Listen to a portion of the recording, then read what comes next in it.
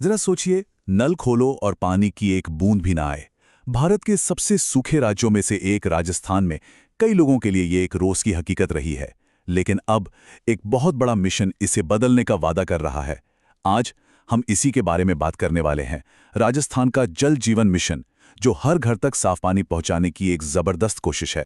तो इस इतने बड़े प्रोजेक्ट को समझने के लिए हम इसे 5 हिस्सों में देखेंगे। सबसे पहले जानेंगे कि इस मिशन की नींव क्या है, फिर देखेंगे कि ये कितना बड़ा है, इसकी ग्राउंड रियलिटी क्या है, रास्ते में कौन सी मुश्किलें आ रही हैं, और आखिर में बात करेंगे कि ये राजस्थान के लिए एक बेहतर कल का वादा कैसे करता है। तो चलिए शुरू करते हैं पहले हिस्से से। सबसे पहले ये समझना जरूरी है कि आखिर इस मिशन की नींव क्या है, मतलब ये सब किया क्यों जा रहा है। तो सवाल ये है कि इस मिशन का असल मकसद, मतलब प्राइमरी गोल है क्या? तो देखिए, ये है जल जीवन मिशन राजस्थान, जो कि ईस्टर्न राजस्थान केनाल प्रोजेक्ट यानी ईआरसीपी का ही एक हिस्सा है। और इसका मकसद बिल्कुल साफ है, राज्य के हर एक घर तक नल से साफ और पूरा पीने का पानी पहुंचाना। अब देखिए, बात सिर्फ पानी पहुंचाने की नहीं है, इसके कुछ तय टारगेट भी हैं। मिशन का लक्ष्य है कि हर इंसान को हर रोज 100 से 125 लीटर साफ पीने का पानी मिले, और इस काम को पूरा करने की समय सीमा भी उतनी ही बड़ी है, साल 2026। तो हमें ये तो समझ आ गया है कि ये मिशन क्यों जरूरी है। अब बात करते हैं इसके स्केल की, मतलब ये कितना बड़ा है। चलिए देखते हैं अपने दूसरे सेक्शन में। तो जरा आंकड़ों पर गौर कीजिए। इस मिशन का सीधा असर पड़ेगा राजस्थान के 17 जिलों पर। और इस काम के लिए करीब 50 बड़े बांधों को आपस में जोड़ा जाएगा। इतना ही नहीं, पानी बचाने के लिए लगभग 250 छोटे बांध और एनीकट भी बनाए जाएंगे। तो सोचिए, 17 जिले, 50 बड़े बांध और 250 छोटे बांध।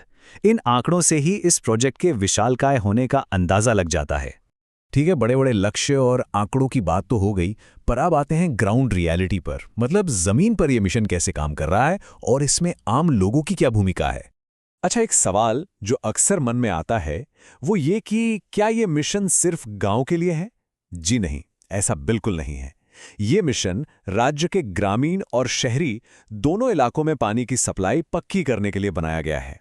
लेकिन मान लीजिए कहीं कोई प्रॉब्लम आ जाए तो क्या होगा? यहीं पर आम लोगों का रोल बहुत जरूरी हो जाता है। इसके लिए एक 24/7 स्टेट लेवल हेल्पलाइन बना रखी है। नंबर है 181। इस पर पानी से जुड़ी कोई भी शिकायत दर्ज कराई जा सकती है।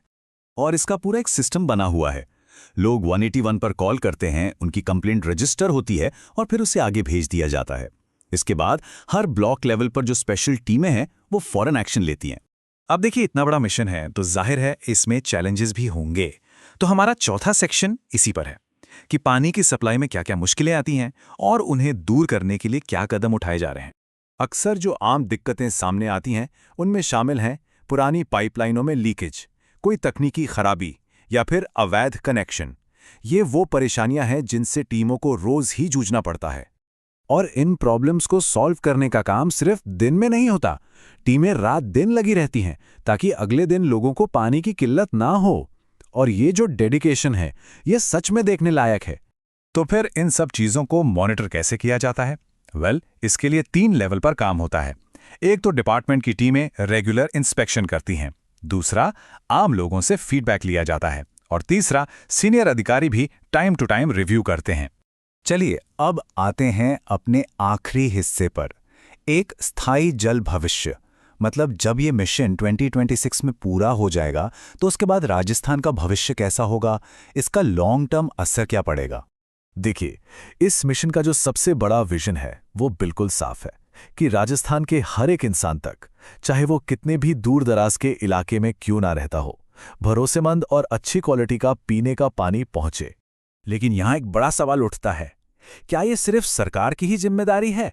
इस मिशन को कामयाब बनाने के लिए सरकार के अलावा और कौन है जिसकी भूमिका बहुत अहम है? और इसका जवाब है हम सब, यानी आम जनता का सहयोग। पानी की बर्बादी रोकना और कहीं कोई दिक्कत हो तो उसकी टाइम पर जानकारी देना, ये इस मिशन की कामयाबी के लिए बहुत बहुत जरूरी है।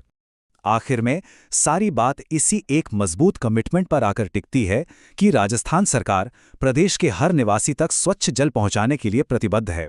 यही इस पूरे मिशन की आत्मा है, इसका सार है। तो ये पूरी बातचीत हमें एक आखिरी सवाल पर लाकर छोड़ देती है। अगर सरकार और जनता दोनों मिलकर अपनी जिम्मेदारी निभाएं तो सबके लिए एक जल सुरक्षित भविष्य कैसा हो सकता है? ये सोचने वाली बात है ना?